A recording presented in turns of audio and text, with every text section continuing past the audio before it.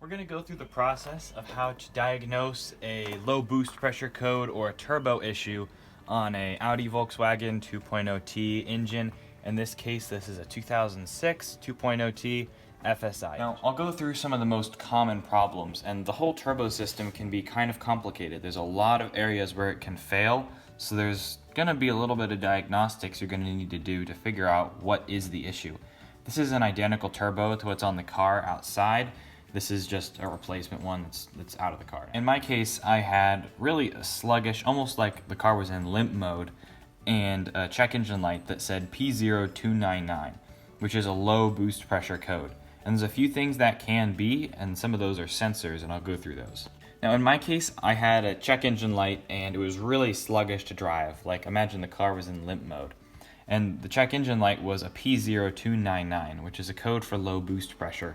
And after reading online, immediately there's a few things that can be. Very common thing is the diverter valve. There's a few different kinds. There's a revision D, which is the latest. Revision A is the one that has a rubber diaphragm, and that rubber diaphragm can get brittle and it can crack, and then the boost will leak right through it, and you'll lose boost pressure that way. I checked the diverter valve. That wasn't the issue, so I put that back in, and there's a few more things that I checked. Another very common thing with the P0299 code is the wastegate, which is right here on the turbo on the exhaust side, and it's connected with this linkage that opens and closes just like that. And it's common that the wastegate will loosen up, the joints here will not become quite as tight, and the wastegate itself won't be tight up against the turbo. It won't make quite as good of a seal, and if that loosens up, then you're going to be losing boost. So I checked that. I pulled the catalytic converter back a little bit. I was able to look at it, I was able to feel it, and there was nothing wrong with it. It wasn't cracked, it wasn't loose, and the linkage felt tight. So I knew that the wastegate wasn't the issue, but that is another common thing to fail is it's the N75 sensor or the wastegate actuator.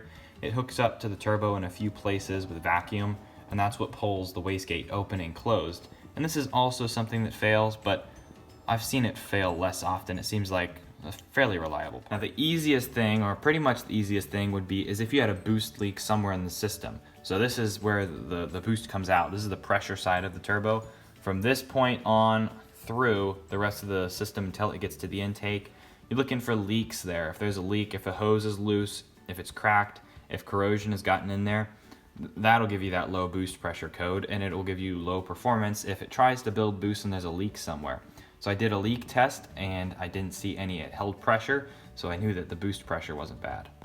Now the issue on this particular one is something that I think is a bit less common, and in this case the catalytic converter is clogged. And I was able to tell that. I separated these two to look at the wastegate, and a catalytic converter that's clogged could cause similar issues. Imagine if it's plugged up, you wouldn't have much exhaust flowing through to spin the turbine. So if that's clogged, I wouldn't be getting spinning turbine, I wouldn't be getting much boost. So I wanted to check that while I had it separated.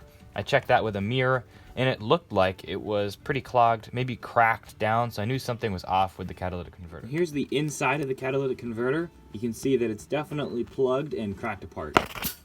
I'm using OBD11 to graph the data. So I have the boost pressure, the specified value, which is what the computer's calling for, is the blue line, and then the green line is the actual value of what the boost we're actually getting. It's staying at about 1000 millibar, which is pretty much right at 1 bar is where the actual value is staying. And 1 bar is equivalent to atmospheric pressure, so it's not making any boost here at all. This is that same graph, but about 2 weeks earlier, and you can see there is some boost, but it's definitely lower than it should be. Now to make sure that the catalytic converter is the problem, I have it disconnected from the turbo right now, so the exhaust is completely separate. I'll start it, it'll be quite loud, but I'll be able to compare and see if I'm getting more boost pressure.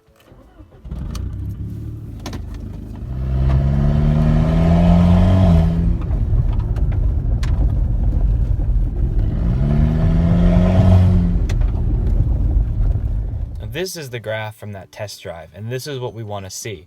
Obviously, it's not going to exactly follow the computer chart, but we're actually getting to the specified boost eventually and then cutting off sharply, which means the diverter valve is actuating and working, and it's building the boost all the way to where it should be. This is what we want to see. Now, I'm really glad to have found the problem. There's lots of things in this whole system that can go wrong. In my case, it was the catalytic converter. but there's plenty of other things in this whole system that can fail. So it's a diagnostic process, but that's some of the most common things that go bad on these turbos or that fail.